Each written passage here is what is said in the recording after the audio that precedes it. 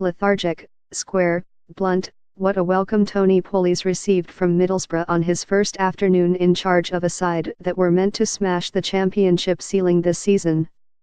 Lacking urgency but for short flurries, Borough lost to a team that had endured a bitter December of no wins in 5 games. Robert Snodgrass's 75th minute header removed that bad taste from the 2,700 travelling fans' mouths and eased some of the pressure on Steve Bruce. Pulis teams are known for hard work, and the 59-year-old was given ample evidence that hard work is what Borough require, plus urgency, pace, creativity, and maybe a few other things, too. He was an agitated man from early in the first half when it became apparent that Borough still plays some of the sideways football that embedded itself here under Itakaranksa. It was obvious that one goal would separate the teams if we were lucky, and Villa just about deserved it. They now host Bristol City on Monday with some momentum. The match programme notes before Tuesday's game against Bolton were penned by Gary Monk, and, as Monk said, before Christmas. So this was Pulis's chance to introduce himself to Teesside.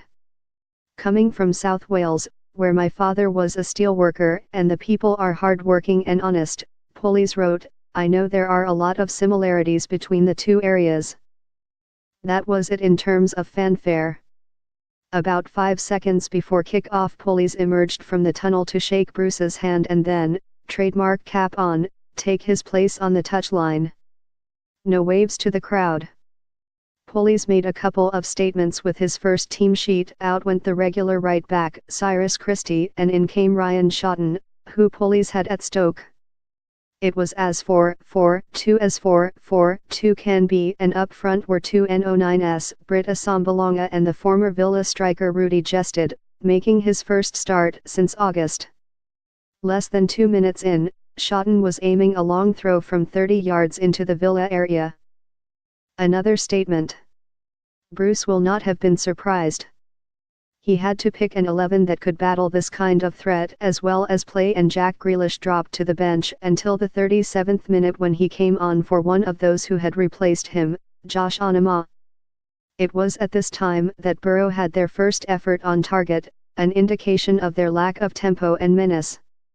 With Pulis showing signs of frustration at the lack of direct action, Grant Leadbitter lofted a cross that Jested nodded down for Johnny Howson. Howson met it on the run from 10 yards, and at last Sam Johnston was forced into making a save.